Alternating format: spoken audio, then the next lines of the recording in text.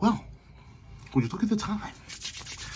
We got some 4 minutes to the apocalypse, baby. Let's hop right into it, wasting no time with chapter 66. Let's get into it. Ready? Editing me. 3, 2, 1, go.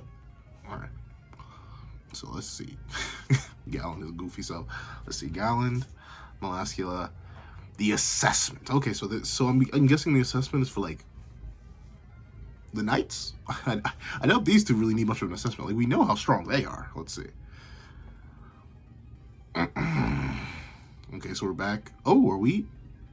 Yeah, I think we're back in Arthurland. Gallon and Molascula, the supreme rank demons. Members of the 10 Commandments, their great powers laid waste to Camelot. They even brought the 7 deadly sins to their knees once. Ironically enough, these two are the ones outside of like Zeldris who did. Wait, I think. Yeah, I think these two are the ones that did the most damage to Camelot outside of Zeldris himself, like took over the thing. But even then, in terms of like raw damage, like remember when Gallon first showed up, annihilated the entire area, and then when Molascula showed up, set up an entire dimensional barrier filled with dead people. So like obviously these two, they are monsters. The great powers laid waste to Camelot. They even brought the 7 deadly sins to their knees once. This is very true. It didn't last long because Escanor got introduced, but very true.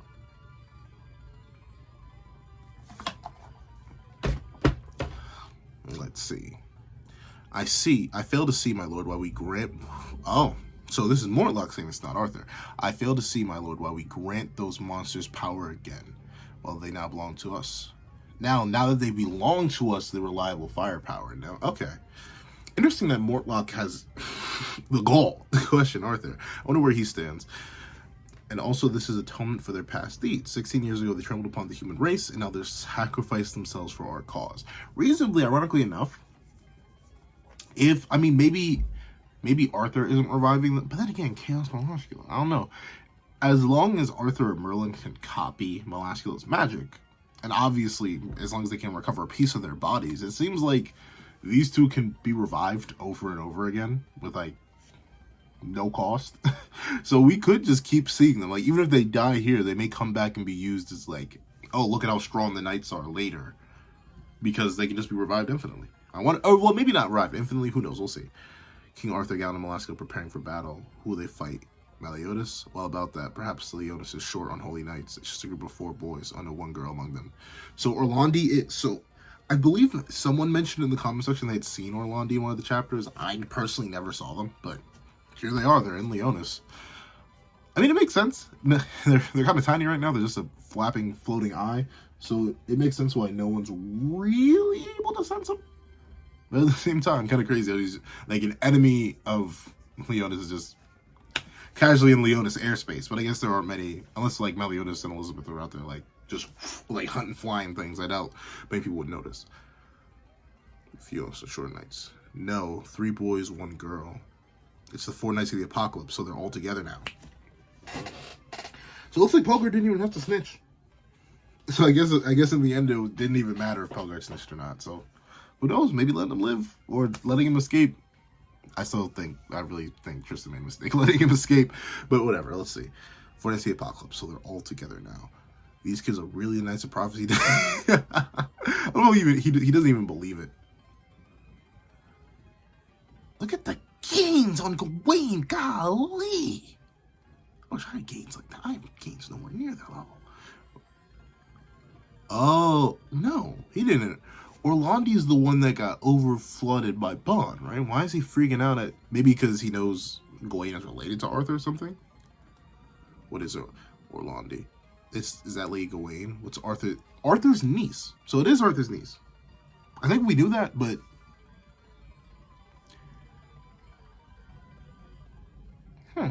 Niece. I know Arthur had a brother, but was that brother that we saw that tried to get rid of him and then Bartra saved him all that time ago? Oh, Bartra really screwed the series at that point. But when we think about it, were they even related? Were they? I thought Arthur was an orphan. Maybe misremembering. Lady Gawain was King Arthur's niece doing here. She's one of the... I love Arthur. Once again, like I said, I do love him a lot more in this series than I love him in original 7 Deadly Sins. He just feels way more interesting and dynamic, I'm not going to lie. That what? Even he's calling her a wild stallion. That's crazy. I have my doubts for sure she's one of the prophesized for. Oh my sides. Yes, as long as the vision. Just step ahead. Precision intel and maneuvering. That will end today. What are you doing, my liege? Are you gonna finally step in? Is he gonna finally invade? Is it time for Father Art? Everything's lagging. Everything's lagging. No, don't lag on me. Don't lag on me, compute. Please. Hold on. Let me get the mouse out. To assess them. So essentially this is, so that's why Meliodas isn't fighting yet. You could have done a better excuse than that though, Knockoff. I'm not gonna lie.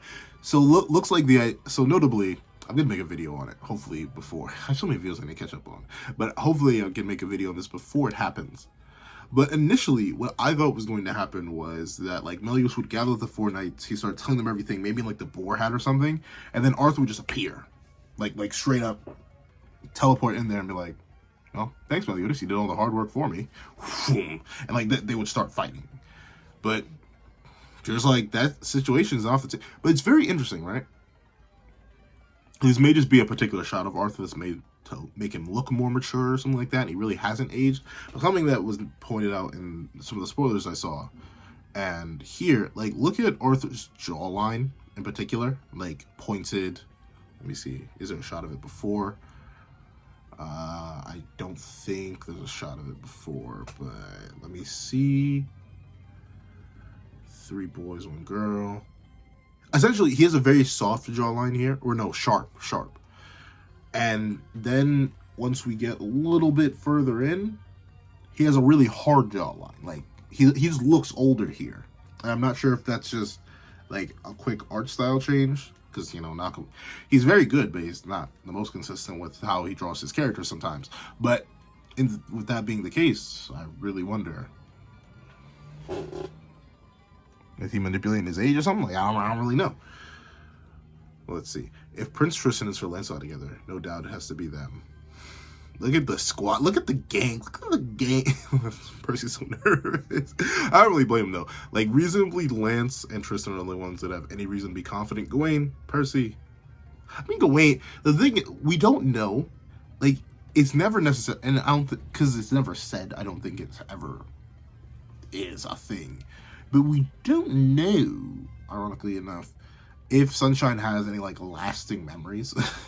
Like, if anything happens in the previous Sunshine Wielder's life, it'll be remembered. And I don't think it is. I literally don't think that's the case. That's where probably, like, Gawain has no recollection of beating a Galland before, though reasonably within her, somewhere deep within, she does have the power to do so, which really makes me wonder what time of day it is, because I don't really know. Or, like, how much her powers are affected by the time of day. Because, once again, she's much like Mael. She's not shrinking. She's not growing. Jeez, she's tall. Like, but in terms of, like, physical changes, she's like Mael, where you just can't tell. But meanwhile, with Escanor, you could pretty well tell what time of day it was just by how girthy he was getting. I'm sorry, you said you were here to crush us? I tell you, the less a fool knows his place, the harder it is to deal with them. Galland, you're a fool. Oh, wait, no, that's Molasco speaking. But still. I fully agree. I kind of missed Galland's, like, weird speech when he... Oh, my. Please stop. When he was in Critical Over, like, the weird, like, backwards, flipped, awkward speech. I really like that. But I guess maybe he's not in Critical Over right now. Maybe there's just base Galland now. He just happens to have games. Let's see. Ooh, that's a really neat shot. I like that. That may have to be the thumbnail. But that's the thing. It's so... Why is he jumping? Why is he jumping like that? Why is he... Is he, like, warming? It's because his upper body. It's like Escanor jumping. But at least Escanor was balanced out sometimes. Like, his legs look... And I know they're beefy. Like, they're still big, meaty legs. But it's like, look at his arm. Look at his bicep compared to his thigh. Like, they look the same size. So him jumping with what looks like tiny legs in comparison to his body is just hilarious. So once again, maybe she is getting bigger. Is she just getting bigger and I can't tell? Because once again, I don't know. Like, how tall is she? Percival is 4'11".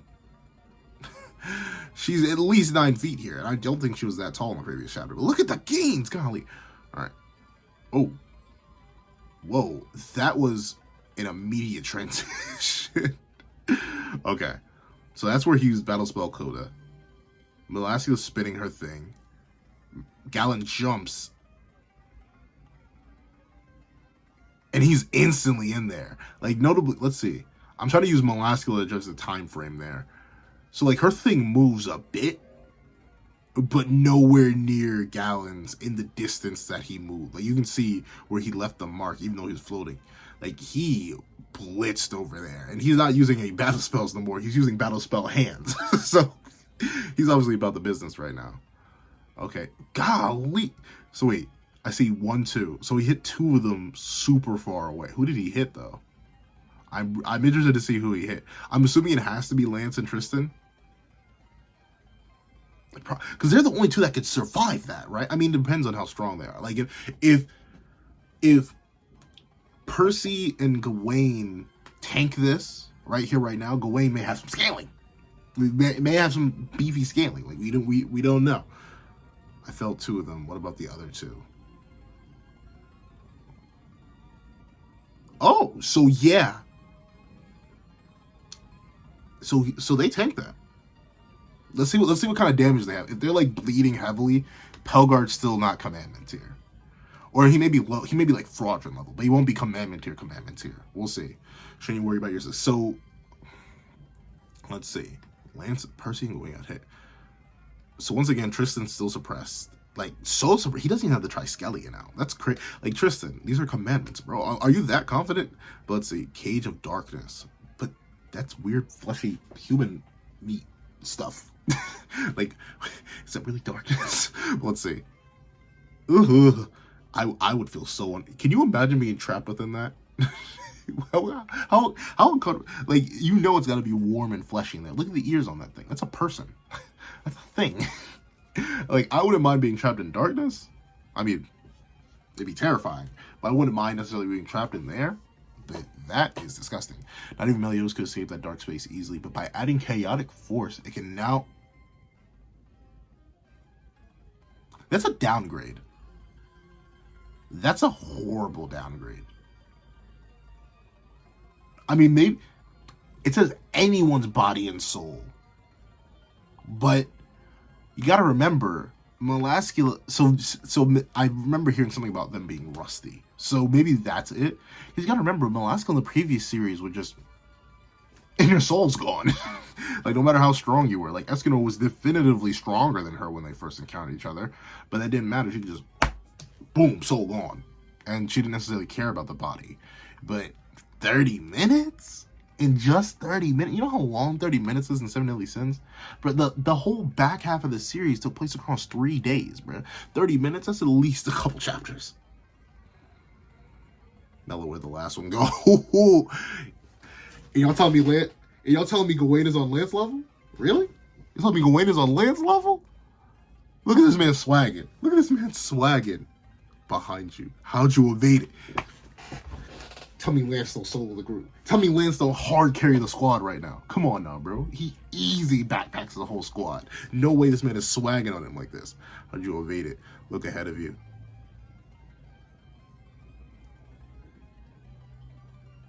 So Lance weaved. Gawain got hit. Pellgarde may be a demon. Pellgarde may just be a demon. Okay, Pellgarde may just be a demon. Ladies and gents, we got scaling. We got scaling for the first. I mean, I can already hear the contentions. Like, people are going to be like, well, we have quote-unquote scaling. Because reasonably, these aren't the same commandments. Like, sure, they are the same. They are Molaskila and Galland. But as they name themselves, they are Chaos Galland and Chaos Molaskila. These are not the same people. So, in terms of scaling to the original series, it's iffy, especially considering we don't know how much this Chaos Amp supposedly is, what scales relative to a Commandment Amp. Like, what this all means, whether or not Galland's actually in Critical Over, or and Critical Over is his new base, or this is just Critical Over extent, we have no idea. So technically this is still very up in the air, but just off the names Galland and Molaskila, Gawain was able to pretty well face tank and not get like knocked on her back. Well, she was knocked back to a couple buildings, but not knocked out or laid out and lost to multiple hits from Gallon, which is pretty impressive. How wonderful. You still defy me for taking a strike, and I can't wait rest until I make mincemeat out of you. Full Sin Smash. What do I... There's so many things to draw in this chapter. Like I care. Okay. So Pellgarde is... Unless Gawain is, once again, like, say this is still morning and Gawain is just progressively getting stronger, we don't know. Pellgarde, with this, is definitively around commandments here. Where you want to put him in the commandments, still not totally solid, but at least he's commandments here. Like I care. Perhaps out of practice. All this effort to squash a few mice. So, here's the thing, though.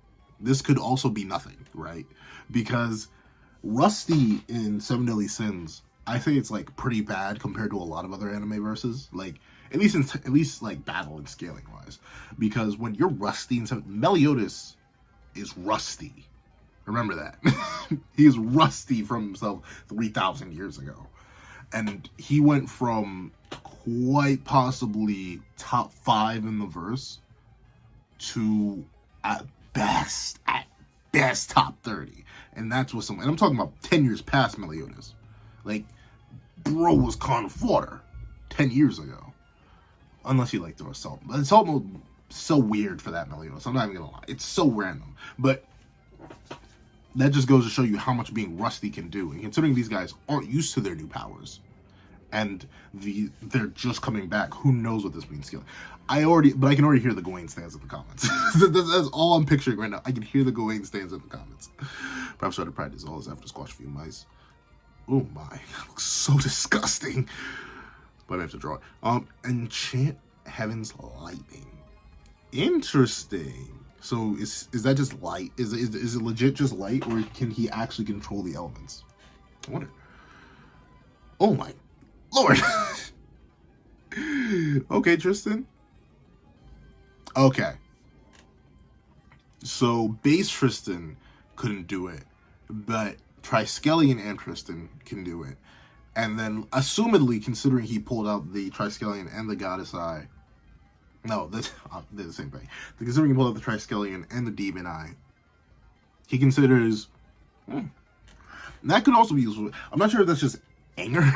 Like, the thing is, I'm not sure what like the levels are with his transformations. Like, we know there's base. Obviously, base is the lowest, but like, is double Triskelion above Triskelion and Demon? Is Demon and Triskelion above? Because we don't have any feats for that form, but we know he can do it. And we don't know if he has Demon Marks, Assault Mode. We don't know what he has.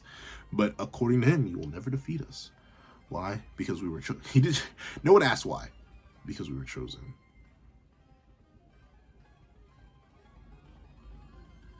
Did Gallon take an L? Don't tell me I have to sip to my boy Gallon already.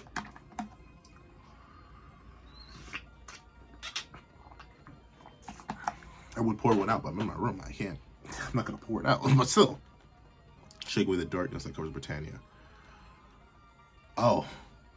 That's Percy. I thought that was Gallon. We are the hope of the land. So Percy died again. That's just confirmed. He literally died. That's the only reason his magic is flaring up like this. He actually perished. We are the hope of the land. That's the end? That's it? That's it? I feel like I read nothing. I mean, a lot happened, but I feel like I read nothing. What? That's it? You're the hope of the land. Mid-chapter. No, I'm kidding. Still a good chapter. But what? Man. Perhaps I had to practice all this effort to take out a few mice. Alright. So scaling.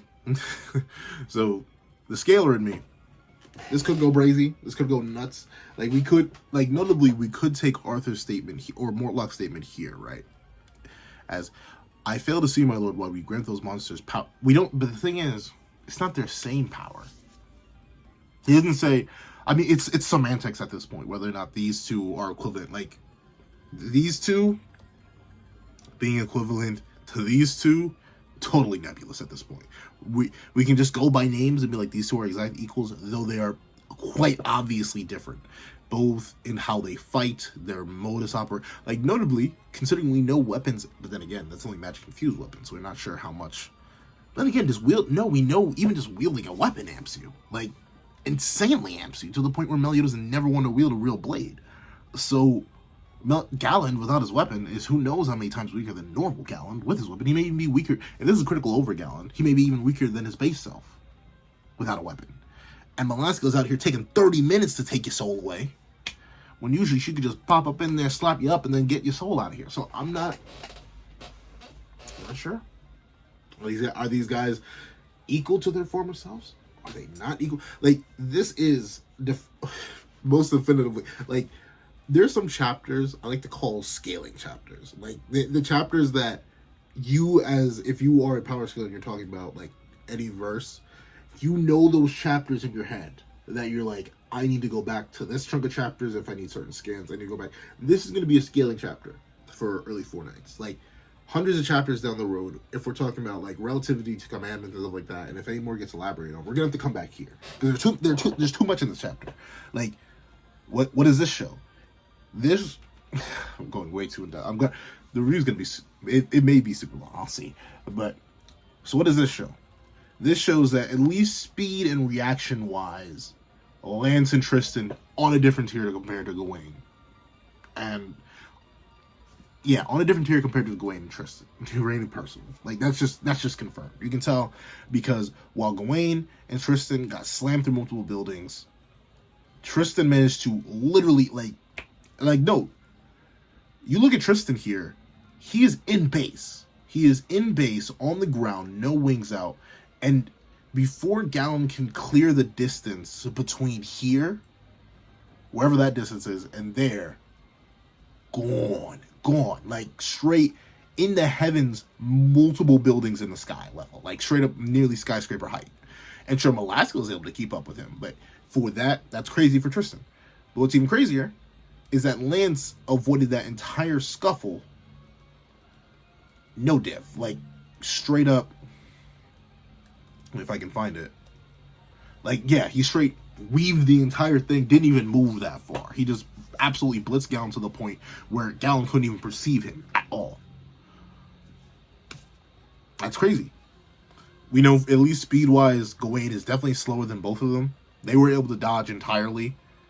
Meanwhile, she did get hit. However, this is good durability for Gawain. And this helps help. Like, this is... It's weird to say, but this is the birth of Fortnite scaling, essentially. Because now we have chains, and we have people to connect to. So Pellgarde, at least, is relative to these commandment tier level fighters. That's great.